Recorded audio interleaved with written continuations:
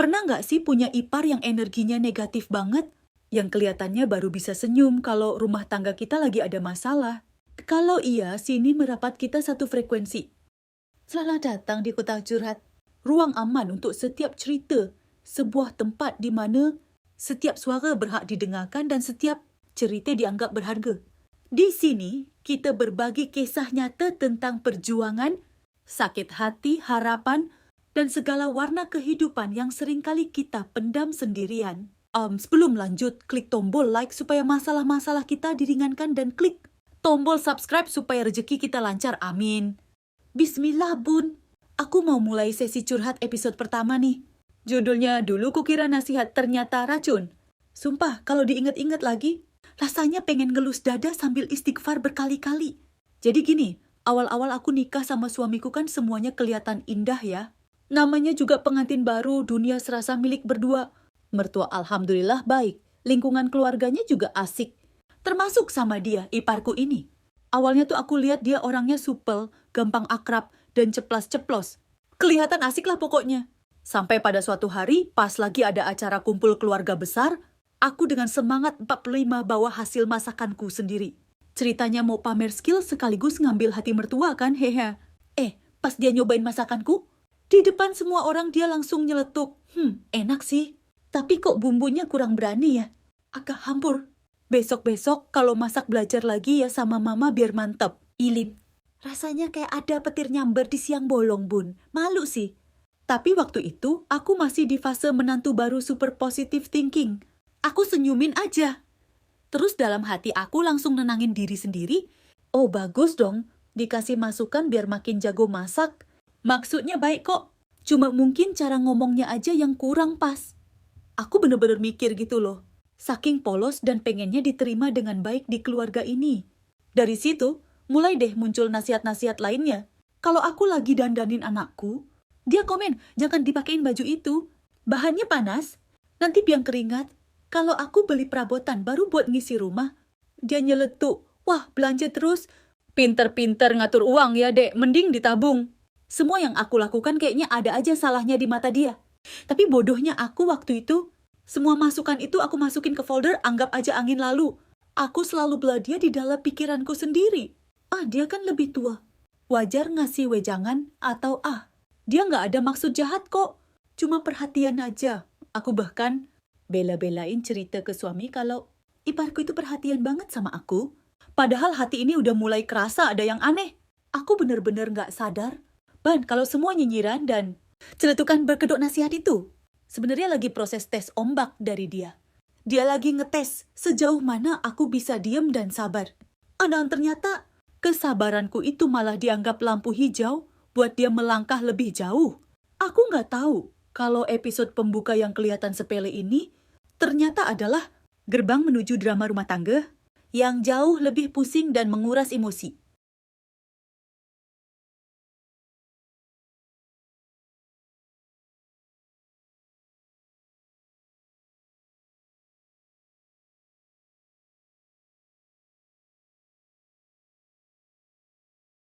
Nah Bun, kalau di babak pertama itu cuma pemanasan lewat nyinyiran halus, di babak kedua ini levelnya langsung naik kelas.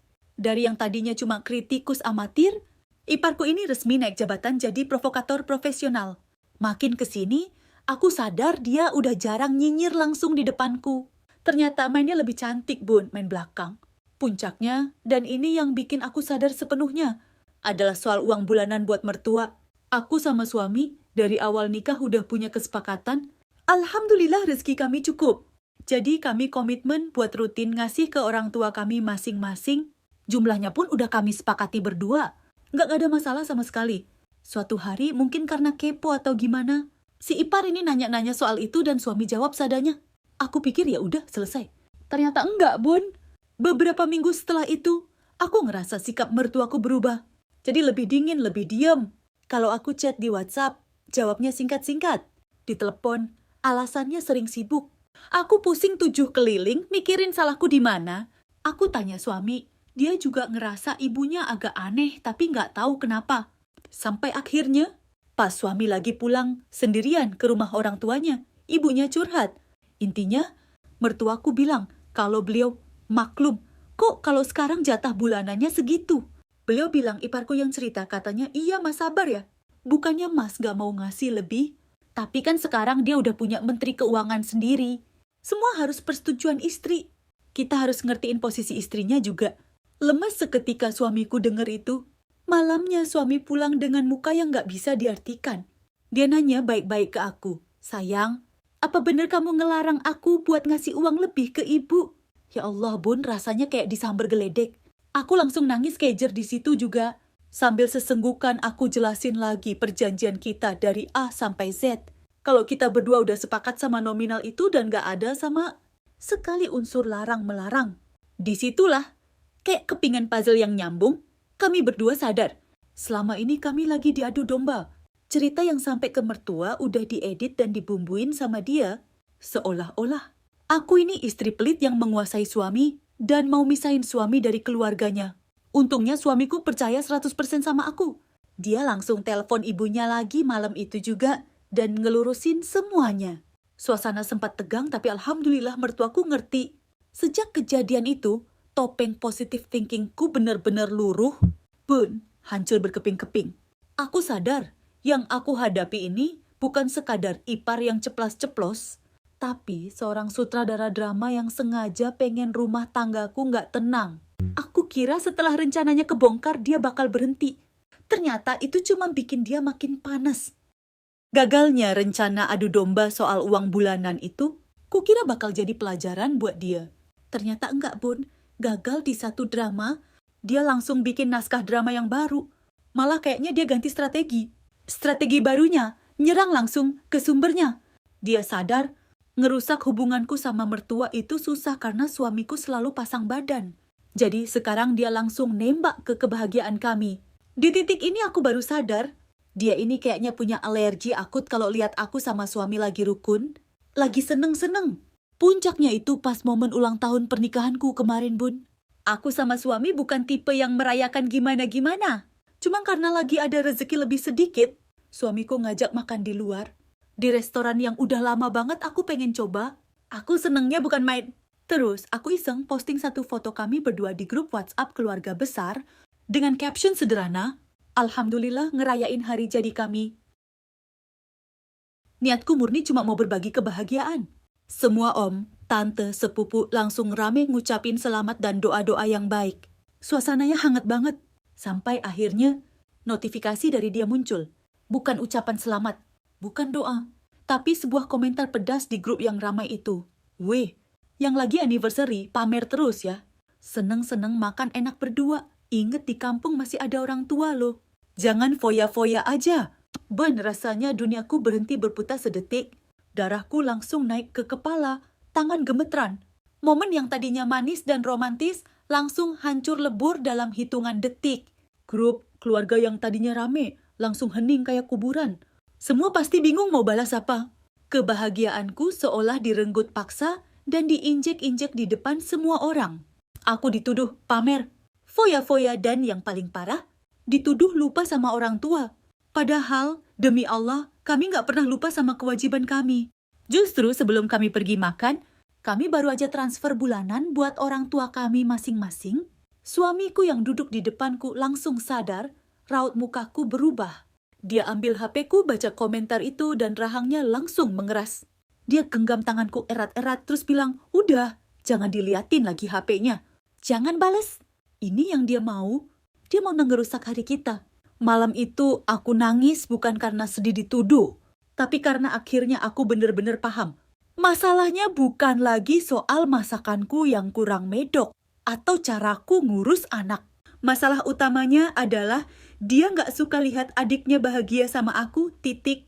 Setiap tawa kami, setiap momen indah kami, itu kayak garam yang ditabur di lukanya dia. Dan menghadapi orang yang benci sama kebahagiaan kita, itu rasanya jauh lebih capek dan menakutkan daripada sekadar adu domba. Dan sampailah kita di babak akhir. Bun, babak dimana aku udah nggak marah-marah meledak lagi. Bukan karena udah ikhlas atau udah maafin, tapi karena jujur, aku udah terlalu capek. Setelah kejadian anniversary yang hancur lebur itu, rasanya ada sekring yang putus di dalam diriku. Energi aku udah habis. Habis buat mencoba mengerti dia, habis buat pura-pura semua baik-baik aja di depan keluarga, dan habis buat menenangkan hati sendiri tiap malam sebelum tidur. Aku udah sampai di titik di mana melihat notifikasi WhatsApp, dari dia aja udah bikin jantung berdebar dan mual. Sekarang aku kayak lagi berdiri di sebuah persimpangan jalan, dan dua-duanya rasanya sama-sama berat untuk dipilih. Jalan pertama aku terus diam, sabar, dan menelan semuanya. Tetap pasang senyum palsu di setiap acara keluarga, menganggap semua sindirannya angin lalu, dan nangisnya nanti saja di kamar kalau sudah sepi. Ini jalan yang aman untuk menghindari perang dunia di keluarga besar. Aku akan tetap jadi menantu yang baik di mata semua orang. Tapi korbannya, hatiku sendiri, mentalku sendiri. Terkikis pelan-pelan sampai mungkin suatu saat nanti aku udah nggak bisa ngerasain apa-apa lagi. Jalan kedua, aku mulai pasang badan. Bukan dengan cara ngelabrak atau marah-marah ya, Bun, tapi lebih ke membuat benteng pertahanan. Mulai jaga jarak, menjawab seperlunya, berani menolak dengan sopan kalau diajak ke dalam gosipnya. Atau kalau perlu, dengan tenang bilang, maaf mbak, aku nggak nyaman bahas itu. Tujuannya cuma satu, melindungi kewarasan diriku dan kedamaian rumah tanggaku. Tapi risikonya, aku pasti akan langsung dicap sombong, menantu nggak tahu diri, atau bahkan dituduh jadi pemecah belah keluarga. Suamiku sih selalu ada di pihakku. Dia bilang, lakukan apa yang bikin kamu tenang sayang. Aku dukung, tapi aku juga lihat ada beban di matanya. Aku tahu dia pasti pusing harus kejepit di antara istri dan kakaknya sendiri. Makanya sekarang, setelah curhat panjang lebar ini, aku mau nanya sama bunda-bunda hebat di sini yang mungkin jauh lebih berpengalaman. Aku harus pilih jalan yang mana? Apa aku harus terus melanjutkan sinetron Sabar Tanpa Batas? Ini sampai dia capek sendiri, atau sampai aku yang tumbang? Atau ini sudah saatnya aku menjadi sedikit egois untuk melindungi kesehatan mentalku dan keutuhan rumah tanggaku? Dengan segala risikonya, aku benar-benar butuh masukan, Bun. Rasanya lelah sekali.